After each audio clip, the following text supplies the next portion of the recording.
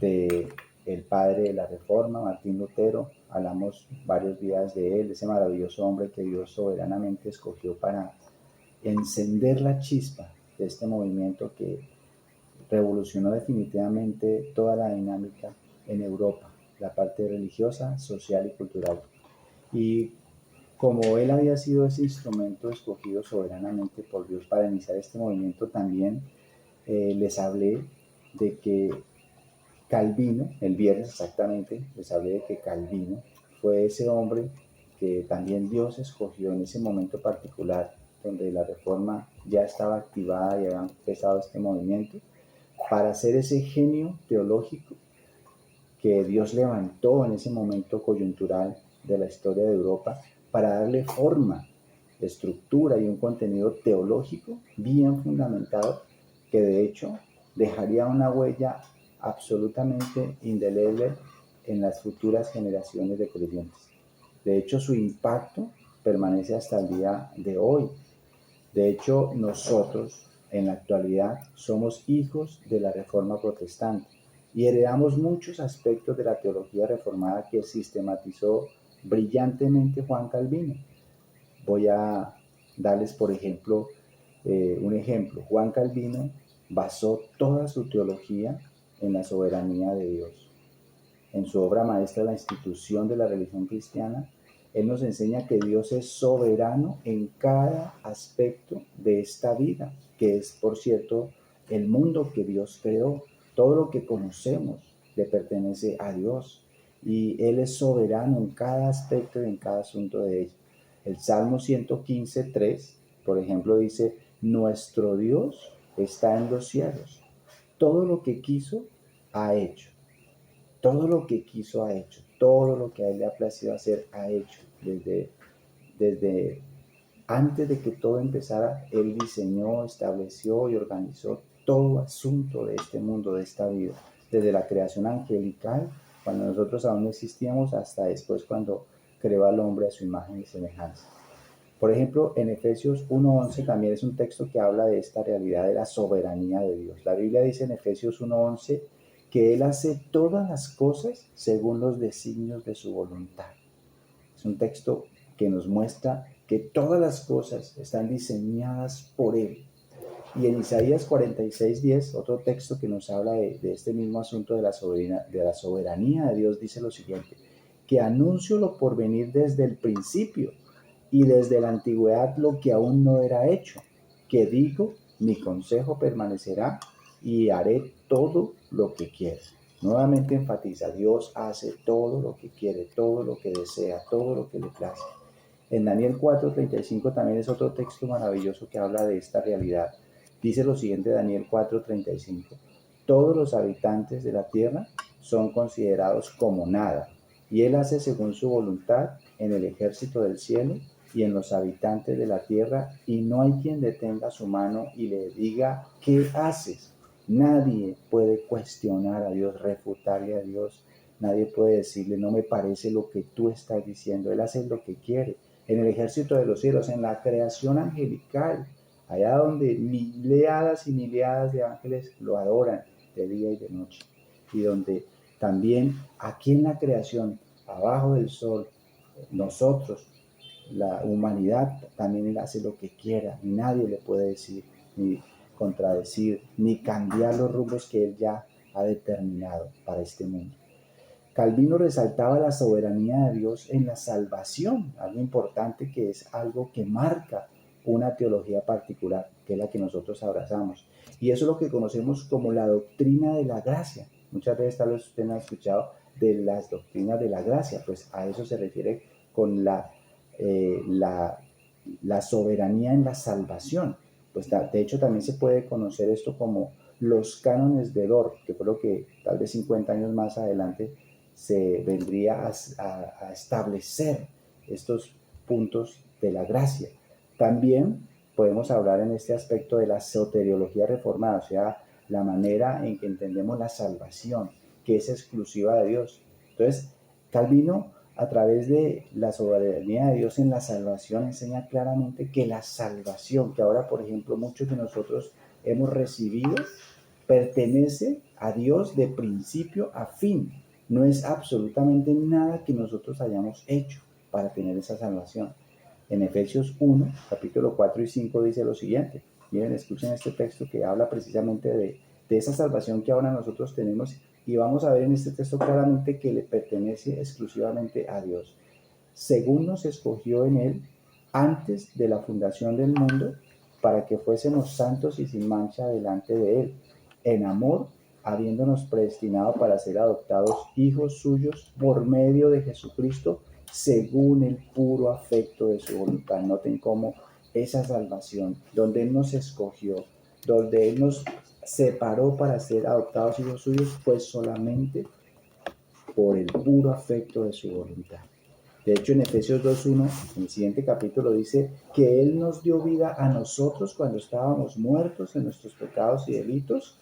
Y el versículo 4 y 5 del capítulo 2 de Efesios dice, pero Dios, que es rico en misericordia, por su gran amor con que nos amó, aun estando nosotros muertos en pecados, nos dio vida juntamente con Cristo, por gracia sois salvos.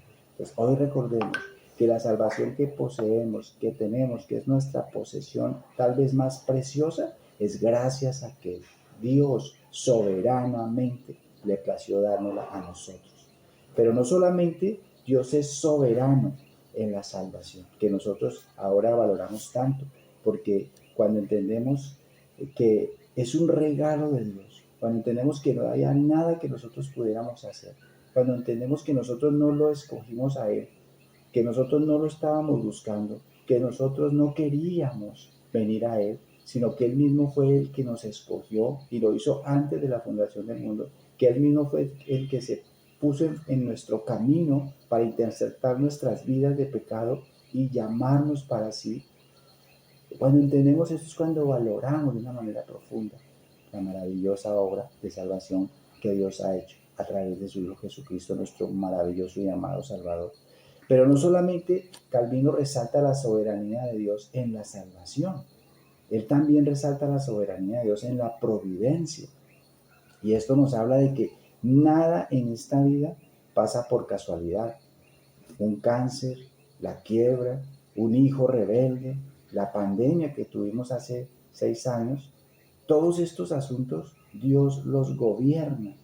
Todo esto es orquestado por Dios soberanamente, aunque las personas no lo piensen así, no lo acepten o no lo crean, pero la Biblia lo enseña.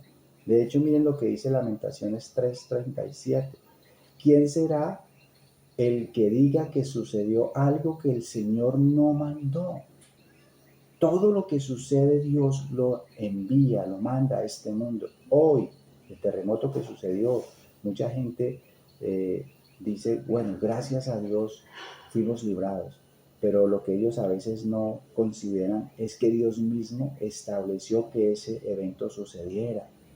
Él mismo sacudió los cimientos de la tierra aquí en esta región de Colombia, pero porque siempre a través de estos eventos Él hace sonar sus trompetas que nos hablan de la realidad de ese Dios soberano que quiere que nosotros levantemos la mirada al cielo y entendamos que gracias a Él somos lo que somos, porque este es su mundo y Él sigue controlándolo y Él sigue dirigiéndolo.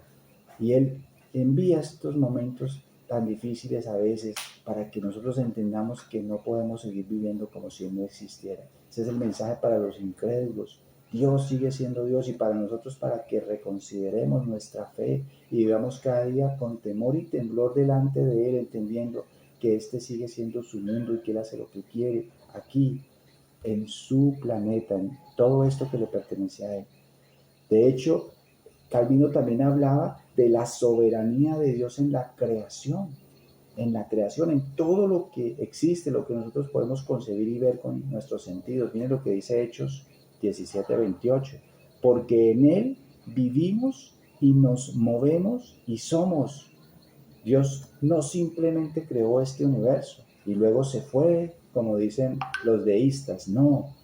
Él continúa activamente trabajando en Él y sosteniéndolo. Él es aquel que hace posible, de hecho, que la vida continúe. De hecho, hoy estamos acá reunidos en esta sala, gracias a Dios, que le plació extendernos la vida, que le plació hacer que nuestros órganos funcionaran y estuviesen activos todavía hasta hoy vigentes, que nuestro corazón siguiera latiendo, que nuestra mente todavía pudiera entender esta vida y reconocer la grandeza de ese gran Dios. Solo por Él, miles de personas hoy partieron de este mundo a la eternidad, y muchos de ellos sin saber hacia dónde iban, porque nunca consideraron a Dios en sus vidas, hasta cuando partieron de este mundo tristemente. Pero también Él habló de la soberanía de Dios en la historia de la humanidad y de todos los eventos que han sucedido. En Daniel 2:21 dice la palabra de Dios, Daniel 2:21, Él muda los tiempos y las edades, quita reyes y pone reyes. Él da sabiduría a los sabios y la ciencia a los entendidos.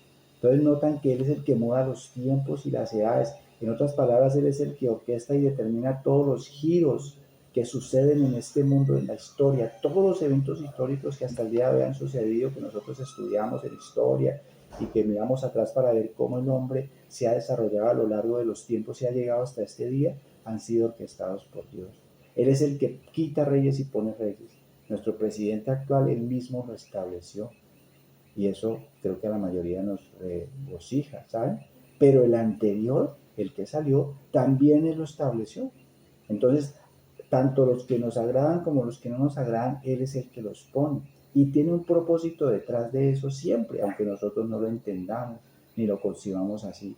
Él es el que se encarga de todas las situaciones que pasan aquí en la humanidad y de las que ha pasado a lo largo de la historia desde que existe el ser humano. Todo está bajo el control soberano de Dios. Pero también Él tiene soberanía en la iglesia de Dios, en la iglesia en la que tal vez muchos de nosotros pertenecemos. Primera Corintios capítulo 3 versículo 6 dice, yo planté, Apolos regó, pero el crecimiento lo ha dado Dios. Así que ni el que planta es algo, ni el que riega, sino Dios que da el crecimiento. Entonces vemos que Dios es el que edifica realmente la iglesia, el que lleva a las personas a ella, porque es el que salva almas, es el que pone en sus corazones ese deseo de acercarse a Dios porque los regenera y Él mismo los convierte en sus hijos. Y como dice Hechos 2:47, es el que añade cada día a la iglesia, a cualquier iglesia que a Él le place, los que han de ser salvos. Dios en consecuencia es el que edifica la iglesia, el que establece las personas en ella, el que levanta también hombres de Dios para que edifiquen esas iglesias, es el que se encarga de ordenar también a aquellos que dirigen, porque los mueve, porque pone en sus corazones el deseo de servirle, de amar las almas, de hacer esto con temor delante de Dios, para su gloria. Él es el que construye entonces y establece su pueblo, porque Él mismo fue el que decidió salvarlo y tomarlo para sí como posesión suya. Pero también Dios es soberano en la vida diaria de cada vida que existe en este mundo. De los casi 9.000, creo, millones de personas, de habitantes que hay en la tierra. Él es soberano sobre todos los eventos que suceden en sus vidas. El Salmo 37:23 dice lo siguiente: por Jehová son ordenados los pasos del hombre, y él aprueba su camino. Noten que el que ordena los pasos del hombre es Dios, no el hombre. Por eso Jeremías 10:23 dice, conozco, oh Señor, que el hombre no es señor de su camino, ni del hombre que camina el ordenar sus pasos. ¿Por qué? Porque el que los ordena, como dice este Salmo 37:23, es Dios, no el hombre. Así el hombre crea que está dirigiendo su vida, todo eso Dios mismo lo ha determinado. Es un misterio para nosotros entender eso, pero estamos hablando de la soberanía de Dios en la vida de cada uno de nosotros en los que hacemos en esta vida. Aún, de hecho, lo que hoy comimos, lo que vestimos, las puertas que se abren en muchas áreas de nuestra vida o las que se cierran en nuestro trabajo, por ejemplo, que cuántas veces nos hemos sentido tristes porque cosas suceden, puertas se cierran o se abren y nos gustan o no nos gustan, pues todo eso ha sido determinado por Dios. De hecho, la situación que cada uno de ustedes hoy está viviendo, difícil, buena, agradable, qué sé yo, cualquier matiz que tenga, es y ha sido establecida por Dios. Todas las circunstancias que han venido en este momento y en los tiempos atrás en tu vida, en los años pasados, tienen el sello de la soberanía de Dios. Pero ¿saben qué es lo bueno en esta noche hablando de la soberanía de Dios?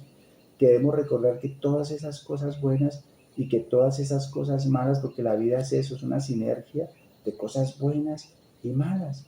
Recuerden que la palabra de Dios dice a través de Job, ¿recibiremos de Dios el bien y no el mal? Es una pregunta retórica cuya respuesta es claro que no.